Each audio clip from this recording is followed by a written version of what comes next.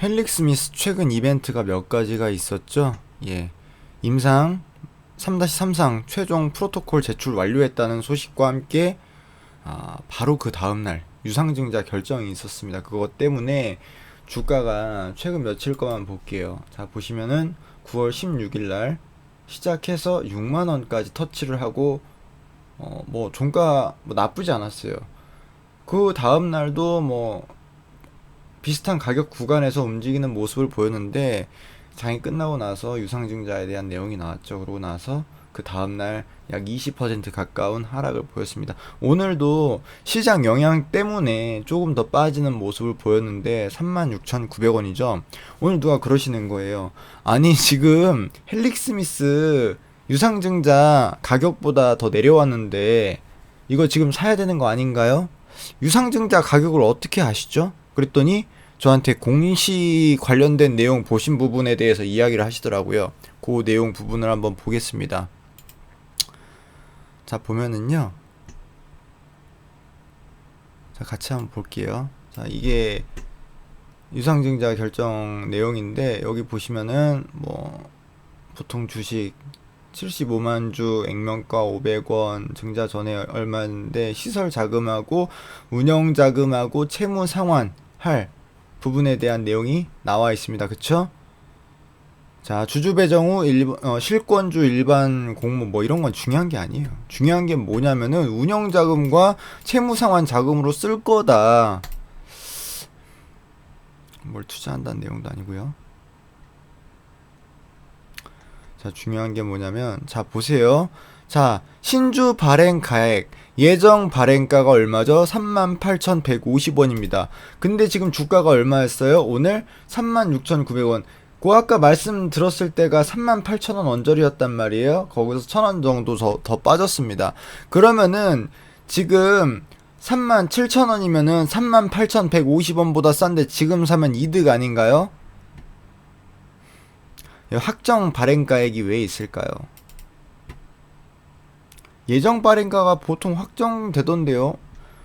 밑에 내려보면 조금 더 내려보면은 신주 발행가액의 산정 방법에 대해서 나와 있습니다. 읽어보시면 되겠지만 1차 발행가액은 신주 배정 기준일 전 제3거래일을 기산으로 코스닥 시장에서 성립된 거래대금 거래량으로 가중산술 평균 한 1개월 가중산술 평균 주가 일주일 가중산술 평균 주가 및 기산일 가중산술 평균 주가를 산술 평균하여 뭔 소리야.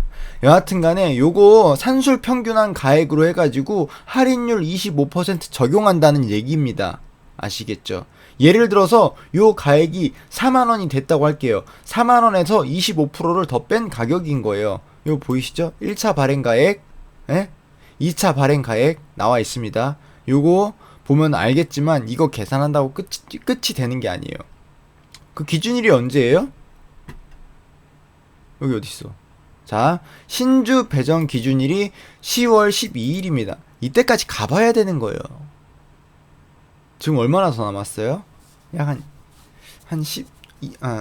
15거래일 정도 더 남은 건가요? 추석이 껴있나? 추석 빼고 보름 정도 남아있다고 칩시다. 그쵸? 그렇기 때문에 이게 지금 바닥이니 뭐니 라고 얘기하기는 어려워요. 뭐 기존 주주분들을 들고 계신 분들한테는 뭐 그딴 개소리를 하느냐라고 하실 수도 있어요. 근데 그냥 지금 있는 시장 흐름을 보면 그래요. 내일 여러분 지금 나스닥 1.6% 빠지고 있는데 우리나라 내일 안 빠지라는 보장이 있습니까? 물론 선반영 돼가지고 덜 빠질 수도 있어요. 요건 여기까지 얘기하고요. 자, 두 번째 보겠습니다.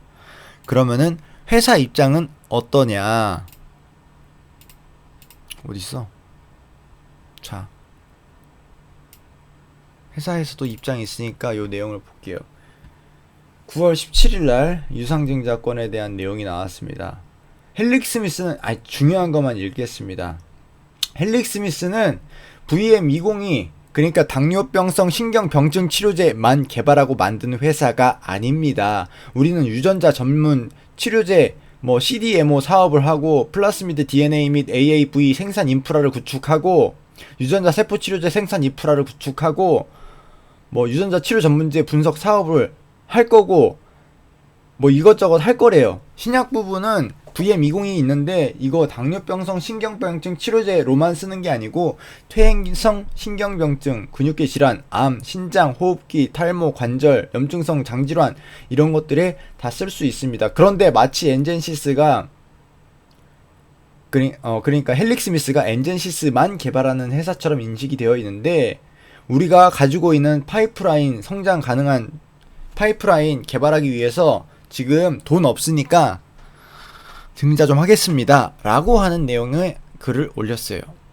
뭐 이런 부분에 대해서 인정합니다. 뭐 좋은 회사라는 거 저도 알아요. 물론 지난해에 그 임상 3-1이 좀 어떤 뭐 제품의 문제가 아닌 임상 과정의 문제라고 볼 수 있기 때문에 그런 부분에 좀 리스크가 있었는데 그걸 안고 가더라도 뭐 이 VM20이 임상 내용이 나오는 것들과 그리고 지금 앞서도 말씀을 드렸지만 예, 그 3-3상 최종 프로토콜 제출 완료를 했죠.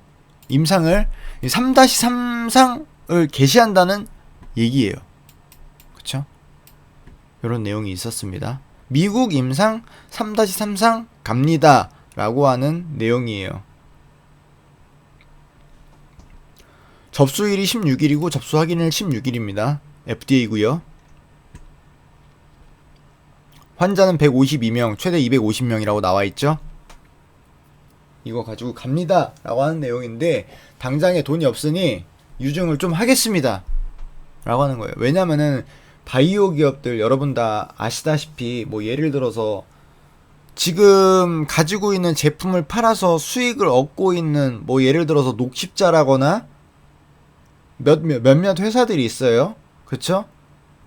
그런 회사들 제외하고는 지금 수익이 없기 때문에 그러니까 향후 미래에 이 파이프라인의 가치만 보고 회사를 이끌어 나가고 있는 거기 때문에 인컴이 없단 말이에요. 그렇기 때문에 증자를 할 수밖에 없었다. 안 그러면은 어떤 제품 하나를 뭐 라이센스 아웃을 해야 되는데 그럴 수 있는 상황은 아니고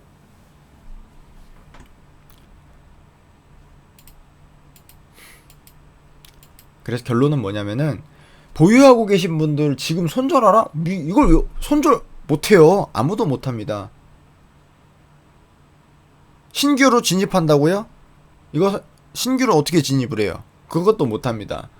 신규는 진입하는 시기가 분명히 나올 거예요. 근데 바이오 종목이기 때문에 급등을 예상하고 들어가는 거 맞아요.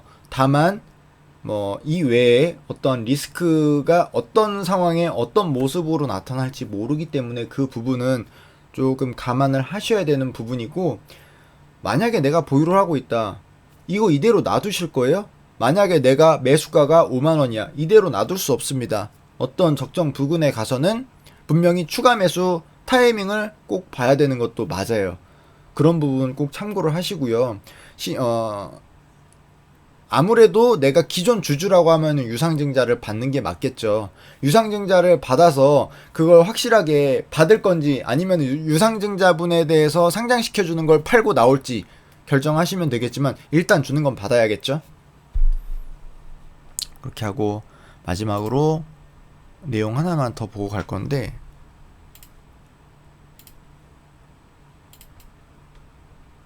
이건 조금 아쉬운 내용이긴 한데 유증을 취소했다라는 내용이 있었습니다. 예, 김선영 대표가 아들한테 증여를 취소했다. 지난해 9월에 이어 다시 증여를 없던 일로 만들었다라는 내용인데 이게 조금 아쉽습니다. 왜냐면은 좀 이게 어떻게 보면은 이제 자녀분들한테 증여한다는 거는 믿음이 있으니까 확실하니까 주겠다라고 하는 건데 이런 내용이 있었고요. 그리고 이제 모건 스탠리 그러니까 MSCI 지수에서 빠진 건 다들 알고 계시죠? 그런 부분도 이 주가가 눌리는데 좀 역할을 했을 것이고 그리고 이제 최근 들어서는 뭐 최근이 아니죠. 작년부터죠. 기관이나 외국인이 조금 빠져나가는 부분에 대해서 좀 소재가 떨어졌나 싶은 종목들에 대해서는 바이오 손을 좀 빨리